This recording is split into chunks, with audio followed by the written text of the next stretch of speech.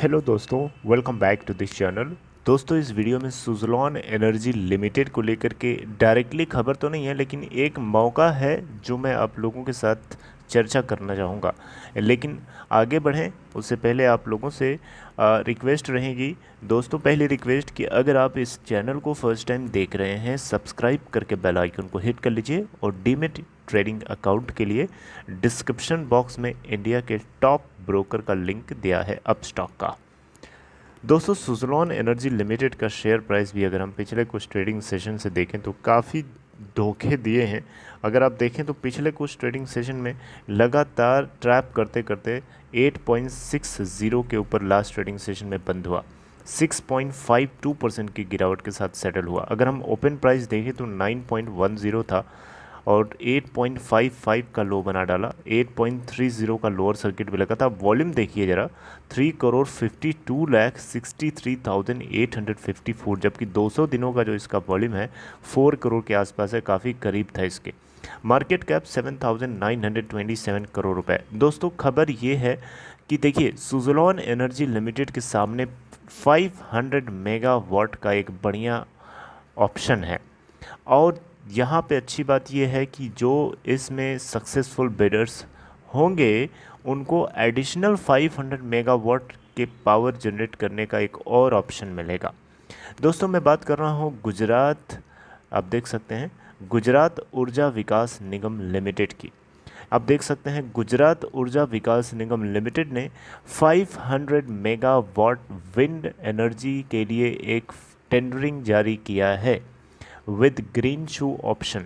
यानी ज़रूरत पड़ी तो 500 मेगावाट के ऑर्डर्स और दिए जा सकते हैं। और ये सबसे अच्छी बात कि ये सोलर एनर्जी नहीं है, ये प्योर विंड एनर्जी की बात चल रही है। गुजरात ऊर्जा विकास निगम लिमिटेड ने, आप देख सकते हैं, परचेसिंग पावर के लिए एक बिड्स इनवाइट किया है। कॉम्पिटिटिव बिडिंग प्रोसेस के जरिए 500 मेगावाट की कैपेसिटी के लिए grid connected wind power projects with an option of with an green show option of 500 megawatt. और इस बिड को सबमिट करने की लास्ट डेट है 15 जून 2022 और उसी दिन बिड को भी ओपन किया जाएगा। Bids will be open the following day. दोस्तों, अगर आप देखें यहाँ पे तो बिडर्स जो यहाँ पे सेलेक्ट किए जाएंगे वो उनको डिपॉजिट 1 मिलियन रुपए का सबमिट करना पड़ेगा, जिसमें जीएसटी भी शामिल है।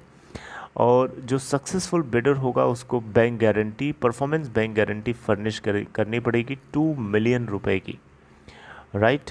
और दोस्तों, आपको बताना चाहूँगा मिनिमम जो कैपेसिटी है कोई भी बिडर यहाँ पे जो ऑफ़र कर सकता है वो 25 मेगावाट की है। यानी 25 मेगावाट से कम की आप बिडिंग नहीं कर सकते हैं, राइट। और कोई भी देश जो इंडिया के साथ बॉर्डर शेयर करता है, लैंड बॉर्डर शेयर करता है, वो भी पार्टिसिपेट कर सकता है, यहाँ पे ये भी बताया गया है। तो बहरहाल दोस्तों, मैं सुज़लॉन के पर्सपेक्टिव से बात करूँ तो सुज़लॉन के सामने ये एक बढ़िया मौका है। सुज़लॉन भी चाहे तो इसमें पार्टिसिपेट कर सकता है। वैसे यहाँ बताया गया है कि सर्टिफाइड विंड टर्बाइन मॉडल्स की लिस्ट को जारी किया गया है ministry of new and renewable energy की तरफ से, जो इसमें पार्टिसिपेट कर सकते हैं, राइट। और L1 बिडर को यहाँ पे प्रेफरेंस ज़्यादा दिया जाएगा। L1 बिडर का मतलब हुआ, L1 बिडर का मतलब हुआ वो पार्टिसिपेंट जो सबसे कम रेट पे देने के लिए तैयार हो, सबसे कम रेट पे बिजली देने के लिए तैयार हो।